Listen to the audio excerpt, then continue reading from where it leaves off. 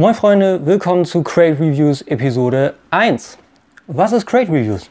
Crate Reviews ist meine Idee eines neuen Review-Formates. Warum Crate Reviews? Ich bin Tim Kay, ich bin euer Host für heute, bin 36 Jahre alt, bin Figurensammler.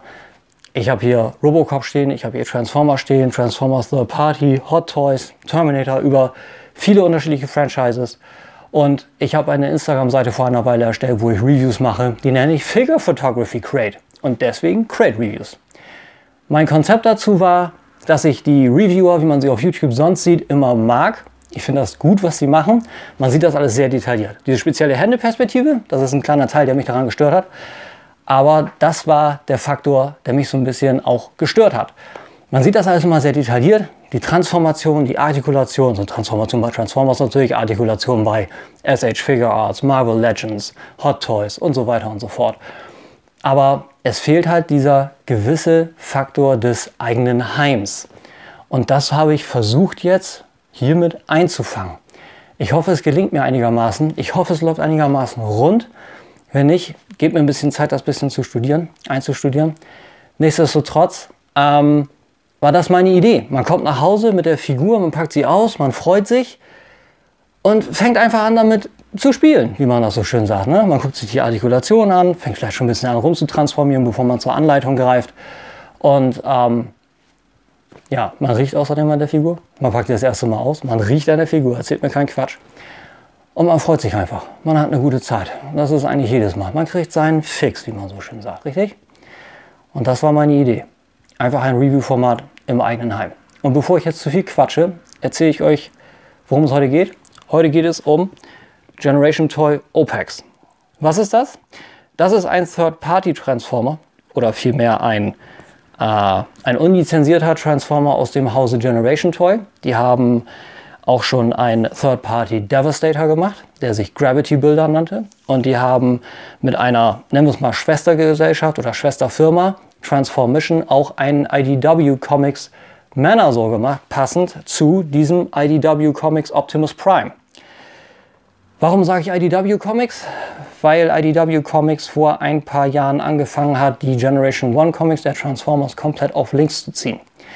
Die haben sich gesagt, das ist alles klassisch und das ist alles schön und wir möchten das auch beim besten Willen nicht zu sehr ändern, aber wir wollen es schon ein bisschen abändern und ins moderne Zeitalter bringen. Also haben sie den ganzen Krieg auf links gedreht. Es gibt Vorgeschichten mit Megatron, es gibt keine Zwischengeschichten, die das Ganze ausfüllen mit unterschiedlichen Primes wie Zeta Prime und Sentinel Prime. Und mittlerweile ist man so weit, dass die Autobots und die Decepticons in ihrer klassischen Form eigentlich gar nicht mehr existieren. Und zum Beispiel wie mit Optimus Prime, der in der Zwischenzeit wieder Orion Pax hieß.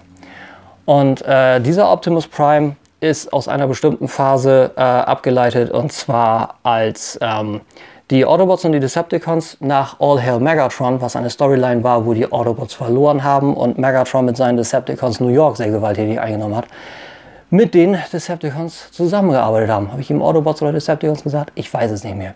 Ihr wisst aber wahrscheinlich, was ich meine, wenn ihr das schaut. Es gab eine Firma, die hat diesen Optimus Prime auch schon versucht. Das war G-Creation. Die nannten ihren Optimus Prime Ultra Maximus. War ein sehr komplexes Teil, sah super gut aus, war allerdings sehr komplex. Wenn man im Endeffekt im mittleren Stadium der Transformation war, war das einfach nur eine riesen Explosionszeichnung. Vielleicht hat der ein oder andere ein bisschen Ahnung, was das bedeutet. Wenn man ein Teil hat, man nimmt das auseinander wie eine Explosion, wie man das so schön sagt. Generation Toy hatte das Ganze etwas simplifiziert mit sehr schönen Materialien, tollen Paintjobs. Man hat silberne Details im Gesicht, man hat ein tolles rotes Plastik, noch mehr silberne Details, ein bisschen Gunmetal, Zylinder an den inneren Armen, nicht voll bewegliche Hände. Man hat, ja, das sind nicht Keyboard-Hände, wie man so schön sagt. Man hat die 3 Hauptfinger hier, hat man gefused in einem, an einem Basepin und hat den Zeigefinger an einem Basepin und noch ein zusätzliches Gelenk, das er auch noch mal zeigen kann. Doppelgelenkiger Ellbogen, sehr schön. Ist allerdings mehr für die Artikulation, für die Transformation, aber für die Artikulation ist es auch nicht schlecht. Daher sollte das vorkommen. Es gibt einen leichten Butterfly-Joint hier. Nach oben geht es auch ein bisschen, aber wenn man das Ganze noch ein bisschen ausnutzen will, kann man das Schulterpanel ausklappen und das Ganze auch noch hochnehmen. Da muss man den nur wieder komplett runterklappen, 90 Grad zum grauen Panel wieder einpengen und dann ist das auch schon wieder gut. Der Kopf hat einen Swivel und einen Base Joint. Zusätzlich dazu ist der ganz wunderbar beleuchtet. Ich mag die Beleuchtung sehr gerne. Das ist ein kaltes Blau, gefällt mir sehr gut. Sieht einfach mechanisch aus, passt perfekt dazu. Waist Swivel funktioniert nahezu einwandfrei, stört ein bisschen. Es kann sein, dass das hier an der Stoßstange hinten liegt. Apropos hinten, sehr aufgeräumter Rücken, gefällt mir sehr gut, auch mit den Reifen, die hinten rausgucken. Wahnsinnig gut. Wir haben sehr gute Beweglichkeit an den Oberschenkeln, nach vorne und nach hinten. Und wir haben einen doppelgelenkigen Oberschenkel, das ist nur der erste Teil. Der zweite Teil steckt im Oberschenkel selber, der noch zusätzliche Klicks ermöglicht und das Ganze sehr tiefen Bend gibt. Macht sehr viel Spaß, mit dem zu spielen. Der Fuß hat einen sogenannten Rocker und auch einen Toe Swivel. Falls Leute die Figur schon kennen, ich habe den Fuß absichtlich mistransformt, weil ich das eigentlich besser finde. Es sieht von den Proportionen her einfach besser aus. Sollte das eigentlich sein, ist ein bisschen zu große Hacke für meinen Geschmack, finde ich. Deswegen finde ich das so einfach besser. Ja, das war es eigentlich grundsätzlich für die Artikulation. Gut, okay, es gibt so natürliche Sachen wie, dass die Hand am Handgelenk drehbar ist. Aber das ist eigentlich alles normal und das sollte auch eigentlich alles normal sein, sage ich mal. Wenn man die Figur auspackt, kommt er im Robot-Mode. Das ist immer unterschiedlich. Ich habe hier auch den Generation Toy Tyrant, den IDW Stealth Bomber Megatron stehen.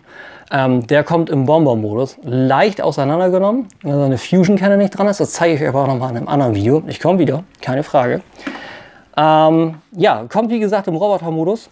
Zusätzlich kommt er hier mit seiner IDW-Variante der Ion Cannon.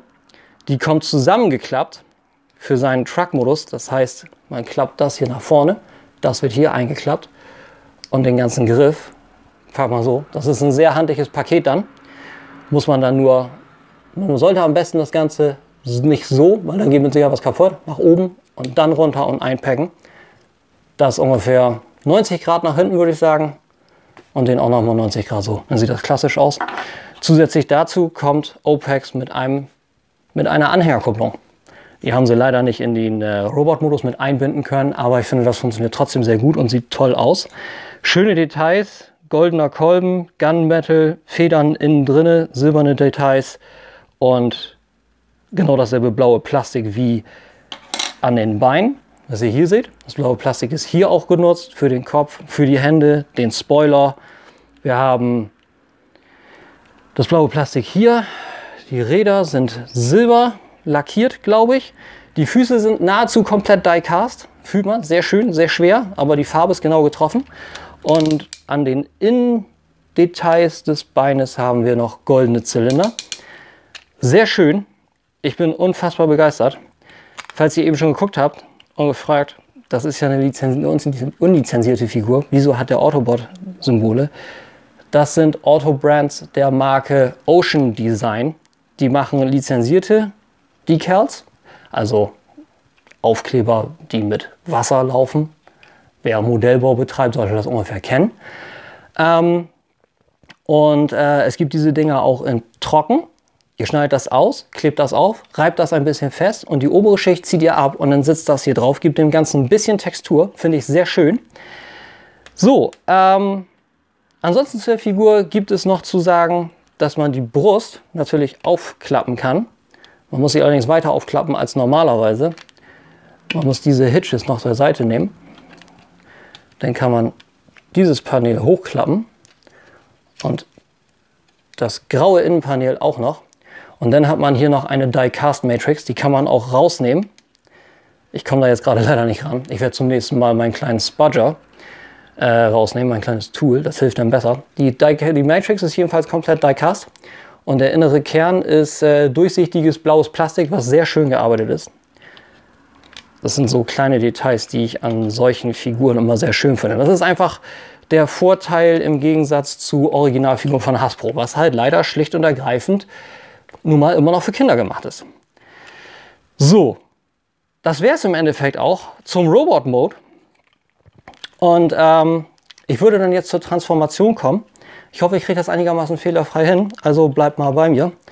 Wir fangen zuerst an, dass wir den Ellbogen in 90 Grad Winkel drehen und den ganzen Arm nach hinten. Genauso wie hier. Das Panel ungefähr 90 Grad. Wir können dann ruhig auch schon mal das Panel nach vorne nehmen und das raus. Das klappen wir auf. Den klappen wir nach unten. Den ganzen Arm. Dann so. Das kommt flach nach unten und das nach hinten. Die Hand falten wir zusammen. Falten das gesamte Panel nach innen. Ich muss mal kurz auf die Anleitung gucken. Ich bin kein Typ, der sowas immer gerne automatisch macht. Es gibt Leute, die können das. Sehr großen Respekt an die Leute, die das können. Ich mache das nicht. So, aber ich habe das alles schon richtig gemacht. Da muss nur noch die Tür 90 Grad in diese Richtung. Und das ist dann auch schon der Modus für die Seite. Das machen wir auf der anderen Seite einfach genauso, wo ich schon mal angefangen habe. Diesen Winkel, das Panel auf, nach hinten. Ich versuche das ein bisschen besser zu zeigen. Den Arm rein, nachdem wir das graue Teil rausgenommen haben. Na, der wollte nicht. So, das funktioniert besser. Schulterpanel auf, das nach unten, den ganzen Arm 90 Grad nach oben, das Schulterpanel möglichst gerade runterklappen, das Panel, was den Unterarm abschließt, auf die Schulter, dann den ganzen Arm in sich 90 Grad nach hinten und das Türpanel so nach hinten. Dann kommt der Spoiler nach oben. Man fängt an, indem man den Rücken aufmacht. Und dann sind die schon die ersten Details des Trucks, wie das auch vorkommt, wie das leicht sichtbar ist. Dann fangen wir an, dass wir die Brust öffnen. Das öffnen. Dann hat man hier diese kleinen Packs an der Seite. Die macht man auf. Und während man das macht, unpackt man die Truck-Elemente, faltet die zur Seite, bringt die Räder raus, faltet das Ganze nach hinten, kann auch schon mal die Stoßstange hinten runterholen. Dann muss man sehen, dass man die Truckteile nach vorne zieht, damit er schon mal seine 90 Grad Truckform bekommt. So. Dann hat man das. Hier sind Paneele, die klappt ihr nach innen ein. Die sind vorher dafür da, um das Ganze hinten im Rücken zu fixieren. Dann habt ihr das. Dann klappen wir, wie meistens auch, den ganzen wirklichen Kühlergrill nach unten. Und dahinter ist ein kleiner roter Hitch, den seht ihr auch, den kann man nicht übersehen. Der wird nach vorne geklappt. Und dann fangt ihr quasi wieder an, die ganze Front zusammenzubauen. Die Schulterteile, die ihr hier nach links gedreht habt, dreht ihr nach vorne. Packt die in das kleine Teil in der Mitte ein. Vergesst nicht, den Prime-Kopf nach unten zu drehen. Der schließt dann auch oben das Dach ab. Dann macht ihr über einen Double Hinge die Front zu. Klappt vorne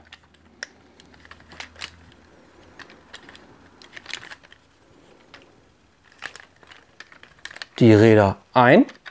Seht zu, dass ihr den Fake Grill ganz innen drin habt. Dann müsst ihr, ich brauche mal eben beide Hände, die Stoßstange so aufteilen und hier das, was vorher genutzt wird, um die Matrix frei zu schaufeln, nach unten klappen. Dann faltet ihr die Stoßstange nach oben und um das kleine Stück aus der Brust, was ich eben schon sagte, von der Matrix, nach innen. Und dann sind wir mit dem Truck-Modus schon mal so weit. Dann kommen wir jetzt zu den Beinen. Das wird eigentlich, den Beinmodus finde ich toll, das macht sehr viel Spaß.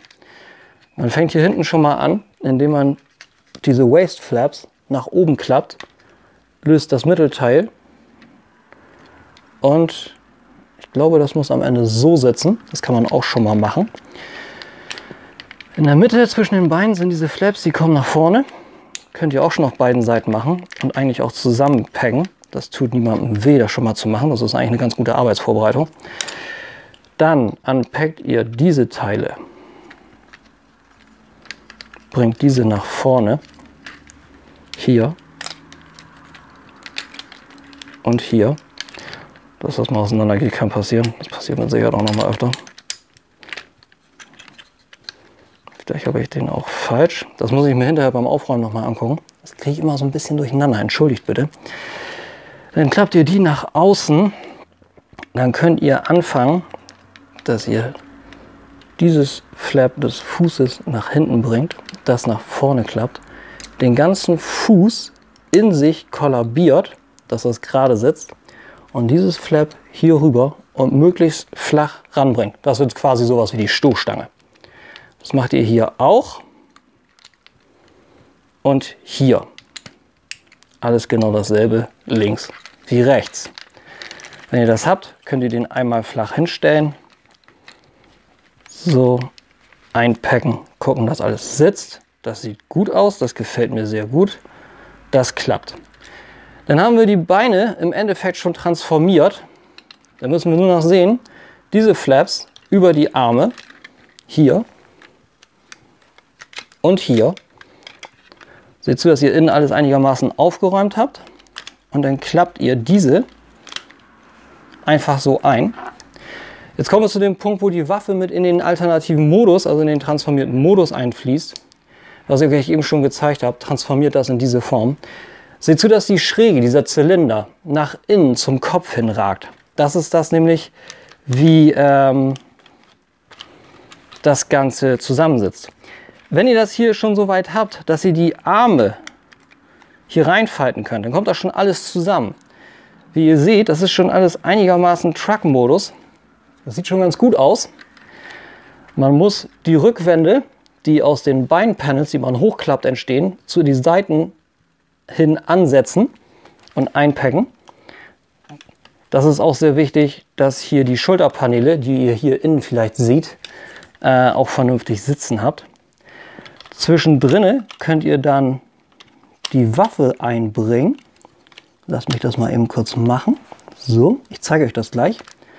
Und das muss dann so aussehen, dass ihr hier die silbernen Details habt, links und rechts, und ich sag mal, die Trommel hier unten sitzt. Funktioniert alles sehr gut. Ich mag das sehr, sehr gerne. Ihr könnt dann auch schon mal sehen, dass ihr die Beine begradigt. Das funktioniert aber alles eigentlich sehr gut von selber. Dann klappt ihr die Panels runter. Das kann so hier bleiben. Klappt ihr hoch, kommt runter und packt einfach nur rundum rein. Ich habe festgestellt, dass das ganz gut funktioniert, wenn man den nochmal rausnimmt und vorher schon mal zusammensteckt und in einem kompletten Stück zusammensetzt und wieder mit dem Rücken zusammen verbindet. Das muss dann so aussehen.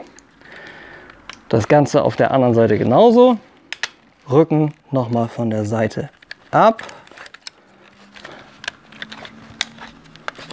Das Panel runter, einpacken, einpacken, runterklappen, den Rücken wieder hier ran. Dann sieht das Ganze so aus. Dann müsst ihr noch die Seiten im Rücken des Kotflügels einpacken, ein bisschen runterdrücken, in die Seiten